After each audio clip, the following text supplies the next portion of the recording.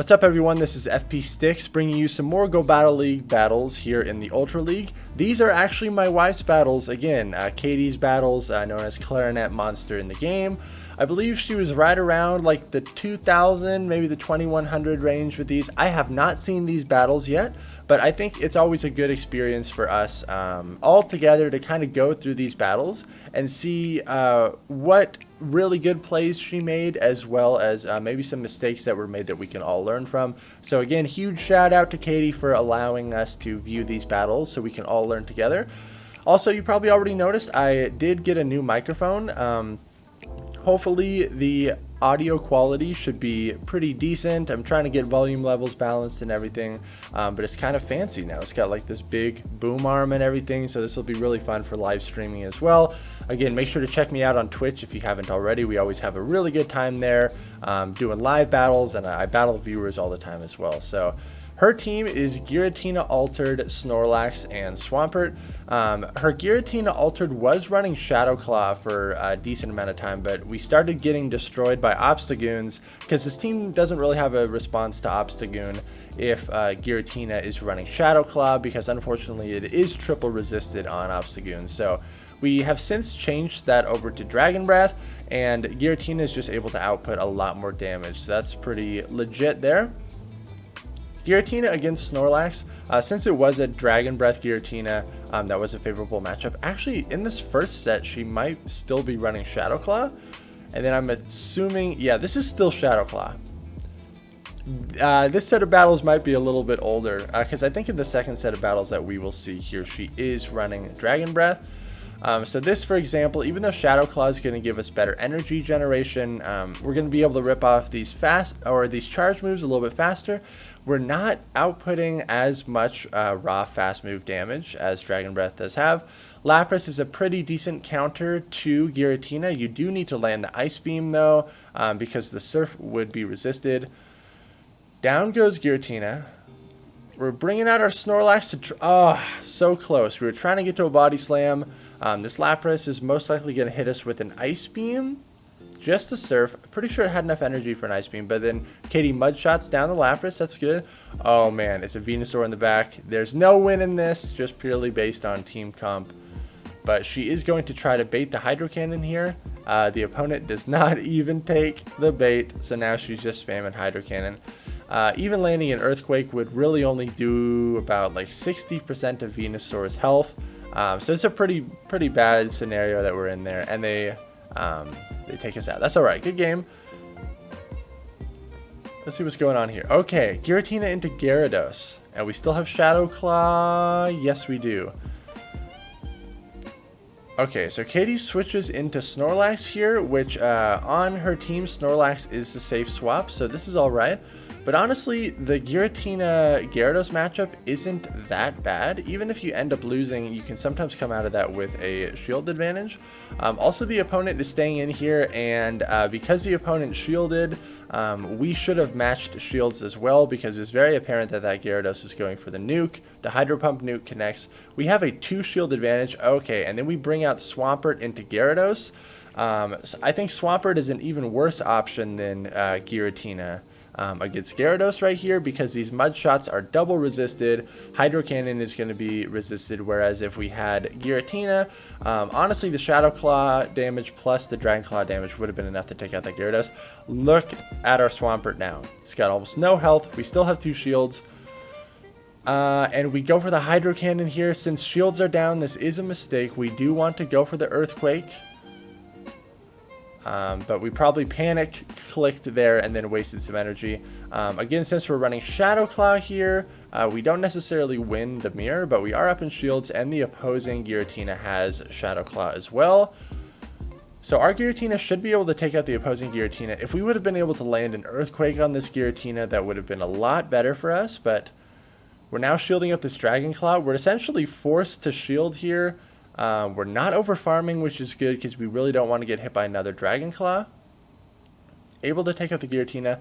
It's a Cresselia in the back. Man, Wouldn't it be nice to still have a shield right here? If we were able to land that Earthquake on the Giratina, we would have only had to really probably hit it with one Dragon Claw, plus the subsequent Shadow Claw damage would have added up. We would have been able to maintain a shield, and we would have had a lot more play against this Cresselia. So we actually could have won that match, even though we misplayed the Gyarados matchup. We still had a chance to win this. If we were if we were able to dump that Earthquake onto the Giratina. But good game there. That was a Grass Knot, it looked like. Grass Knot Cresselia. Giratina into Escavalier. And we're still... Okay, we now have Dragon Breath, which makes this matchup not as great for us. We definitely want to go straight Shadow Sneak here, because Dragon Claw is going to be resisted, the Dragon Breath damage is resisted, but the counter damage from Escavalier is double resisted. This is going to be a Drill Run here, which is going to hit for decent neutral damage. We definitely want to be going straight for the Shadow Sneaks here. I wonder if Katie's going to recognize that on the second charge move here. Since we've been oh, no, we're still going Dragon Claw, so this actually turns this matchup into not the best matchup for us, especially... The opponent shields, which is nice that we get a shield bait here, but we're still going for Dragon Claws, which is not great. Snorlax is not going to have... Oh, and they swapped into Clefable. Okay, Katie actually makes a really good counter swap into Snorlax here. Because Snorlax is going to do not super great against Escavalier, we do need to be aware that the Escavalier does have a lot of stored energy, though. I love that she's not over farming here, that Clefable is very close to a charge move, so this... the opponent just lets the Clefable go. We should be able to get to a Body Slam here. Again, we're not over farming, which is really good. We need to hit this Body Slam, even though it's going to be resisted. We get a shield there. This Escavalier, okay, now the Escavalier is going to dump its energy. So we're going to maintain a 2-shield advantage and put all of our faith into Swampert, maybe. Okay, we're going to shield this up and then go for the farm down. That's a decent play. What is in the back? Oh, it's a Charizard. Never mind. That is a Moltres. That is a shiny Moltres, folks. I have never seen a shiny Moltres in Ultra League. At this point, there was no real reason to stay in with Giratina. Probably should have just switched to Swampert immediately once we saw what the final Pokemon is. But this Hydro Cannon is definitely going to be enough to KO, and we will take that game.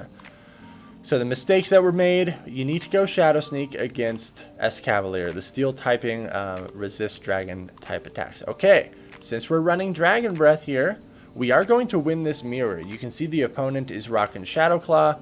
It's going to be a very close win here. The opponent is going to be able to spam out charge moves faster than us, but our fast move damage is doing more damage to their Giratina. So let's see how we want to play this. You can kind of see how the damage is ramping up right here. Okay, we're going to no-shield this. If the opponent shields, they should be able to win this. And possibly Shadow Claw us down, which would not be great. Okay, they let it go. We win the lead. Oh, man, it's a Togekiss in the back. So we bring out Snorlax. This is a decent play. I think Snorlax in general... Snorlax has a lot of really neutral matchups across the board just because the lick damage is pretty legit and the Body Slam spam is really nice, plus it's just really tanky. She shields up the Aerial Ace, I think that is great. I'm worried that there might be another Charmer in the back. We see a double Charm strat fairly frequently. We should be able to get to another Body Slam before fainting here. We are not over farming yet again, which is really good. Alright, double shield the Togekiss. They're going to farm us down. Swampert cannot farm Togekiss. This is very unfortunate. We do commit our last shield here. It's probably going to be an Aerial Ace again. It is. You cannot farm down a Togekiss. Oh, man, but she's trying to do it. She's trying to do it. Oh, man. I really hope there's a Charizard in the back or a Registeel. What is in the back? Oh, it's an Empoleon. She goes for the Earthquake. Really good recognition of typings. Nice. Okay. Okay. Still pretty risky to try to farm down the Togekiss. But honestly, because she overfarmed that amount of energy, it was she allowed herself to be able to throw an Earthquake. I probably wouldn't have overfarmed as much as she did. I would keep some residual energy just to see what's in the back, but it's so risky to take all that charm damage.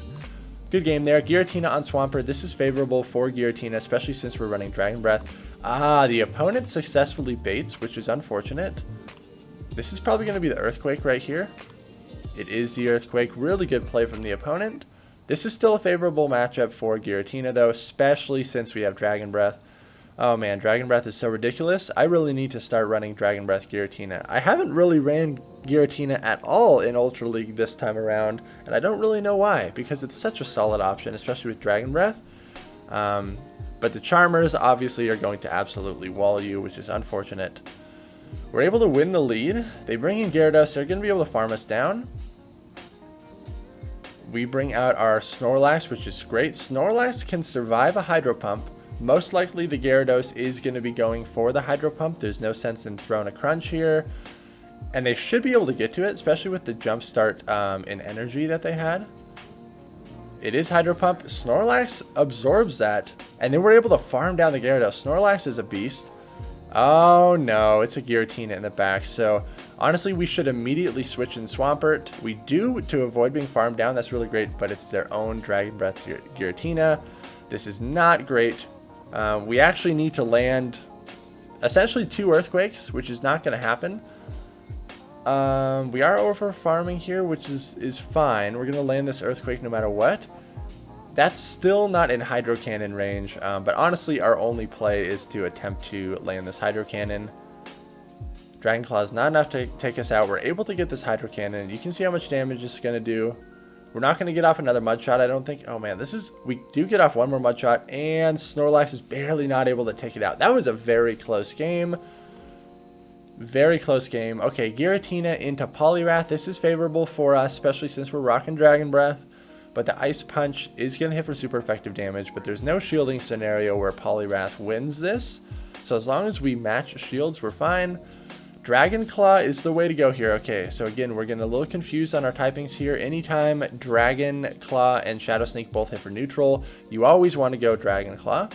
And actually, I'm pretty sure since she's going Shadow Sneak here, we might actually lose this matchup. Definitely going to lose this matchup. Oh, that is unfortunate. We're going to have to burn a shield, and we didn't really need to. So definitely go Dragon Claw in this matchup. Again, just because both of these moves are hitting for neutral, Dragon Claw is the better move.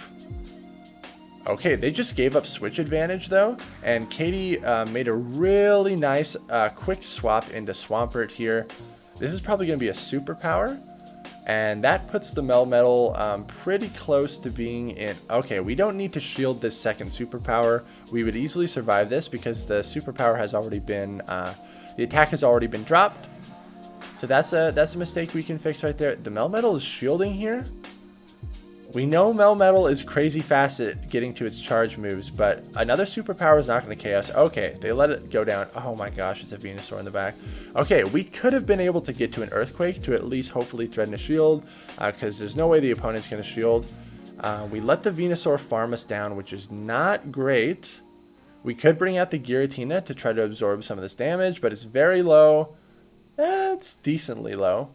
Frenzy Plant is going to be able to take us out, and then Snorlax has to come in. Snorlax is probably going to have to absorb 2 Frenzy Plants. If the opponent shields, they will be able to get to 2 Frenzy Plants. Yeah. Rough. Oh, man. Okay, so because of that lead matchup, this kind of allowed our Swampert to get locked against a Venusaur, which is not good at all. So make sure in that lead matchup you want to go straight Dragon Claw. Okay, really bad lead, and she recognizes that and insta-swaps to Snorlax, which is really great. Out comes Empoleon, which, yes, is going to resist the Body Slam damage, but are we going to get a shield here? They let the Earthquake go through, and we have regained switch advantage. That is absolutely huge. Out comes the Togekiss again. These Body Slams are going to chip away, but they are probably most likely just going to fast move us down, which is the correct play. Yes, they do it. We're almost able to get off a Body Slam. Unfortunately, not able to. Oh, we brought out the Giratina. But this is a really bad matchup for us. We definitely should have brought out the Swampert. Definitely should have brought out the Swampert. Oh, this is so bad. And it looks like we're trying to go for the Shadow Sneak, which is the right move. But the charm damage is shredding us, and Dragon Breath is doing absolutely nothing. Okay, so I think this is probably going to cost us the game, unless by some miracle... Oh, we are going to farm down a Togekiss again. And we're not going to shield this. This might have been the point in the night where Katie might have been getting a little frustrated with GBL, so she might have just been throwing... Yeah, it might have been. So obviously, maybe she's trying to bait here, which is totally fine. But you do want to go Earthquake against the Giratina. And so it looks like she was trying to bait, and now she's going for Earthquake, which does land. But the opponent's going to be able to outpace us here just slightly. And it's still not in Hydro Cannon range. It's like barely out of Hydro Cannon range, so... We're going to lose that match. Definitely should have brought in Swampert into the Togekiss, because then that would have allowed our own Giratina to be aligned to their Giratina, and we actually would have been able to take that game there. Okay, this isn't as bad of a lead as you think, but we're still going to switch into Snorlax anyways. If it was Shadow Claw Giratina, it would be a lot worse. Swampert is a really good response to the Alolan Muck. They switch in a Dragon Breath Giratina onto our Snorlax. Okay. If you were the Snorlax in this scenario, you should not shield anything because it does such little damage, and you should not try to bait either. It's way too risky to bait. Body Slam does absolutely nothing. Oh, by some miracle, the opponent shields. I would not recommend baiting at all in this matchup. We're also going to double shield here. That's a mistake again. We shouldn't commit any shields on this secondary matchup. Even if this Earthquake connects, it's not going to do enough damage to KO the Giratina, so we should have just recognized that we were going to lose switch advantage anyways. Now we have to bring out our own Giratina into a Giratina that has loaded energy, so this is, we're going to eat a Dragon Claw for sure. But we're able to farm it down, which is good. Probably the Alolan Muck is going to come back, but now we have no shields to protect ourselves against the Dark Pulse that is definitely going to be coming pretty soon here. The opponent seems to be over farming a little bit, which is totally fine. It's a really good play on their part. Out comes Swampert, which has a really positive matchup against the Alolan Muck. We are not over farming. We're trying to pressure that last shield or see if they just want to let Muck go. They want to hold on to the Muck. Oh, it's a Cresselia in the back, so it's going to be pretty tough to win this, especially if the opponent has Grass Knot, which nowadays you just never know what move Cresselia has. So the opponent's definitely going to be able to take this. We could have possibly stayed in that opening matchup and just went to the 2 shields, because the Dragon Breath damage would have been able to take that out. Okay, Charmer lead, again, really bad. We insta-swap to Snorlax, that's a great play. Granbull is staying in here, so I think it's great that we're throwing the Body Slam here, going to chip away at this. We need this Granbull out of here so our Giratina can roam free. They are still staying in here. Seems like they don't have a response to Snorlax. Really good shield here. They're going for the close combat, and then they're probably going to switch out. Yep, they do. Out comes Scizor. Okay, Katie is recognizing that we need to try to get to the Earthquake here. I would not have shielded this. We would have survived it. And now the Scizor is most likely going to shield. Looks like it is running Fury Cutter. Oh man, yeah, I would not have shielded that first Night Slash because we were going to be able to get to the Earthquake no matter what. Kind of a tricky scenario here, especially since Granbull's still in the back. Swampert is the better response to this, but this Swampert essentially is going to have to take out the Scizor and the Granbull.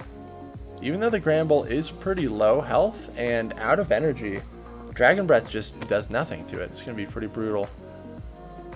Man. Another Night Slash. Fury Cutter generates energy so quickly. Still no boost, which is great. A little bit of an overfarm. I think that's fine on the Swampert. But Granbull probably can come out and just one charm us down. There's the Granbull. Oh my gosh, 2 charms. This is a bad spot. The Granbull is in Dragon Claw range though. Okay, good. We get this Dragon Claw off before the Granbull's able to get to a crunch. I don't see the win scenario here though. Oh, it's a Swampert in the back, but we are like just in Earthquake range, so most likely we're going to lose this. I hope you guys found this video helpful. Again, always trying to learn from our mistakes. Just because you make mistakes doesn't mean that you suck at battling. It just means we all have more to learn. I always have more to learn, and these videos actually help me kind of reinforce some of the positive aspects of battling that I think we all should be doing. If you like this video, make sure to like, comment, and subscribe. Thank you all so much for watching, and I'll see you in the next video.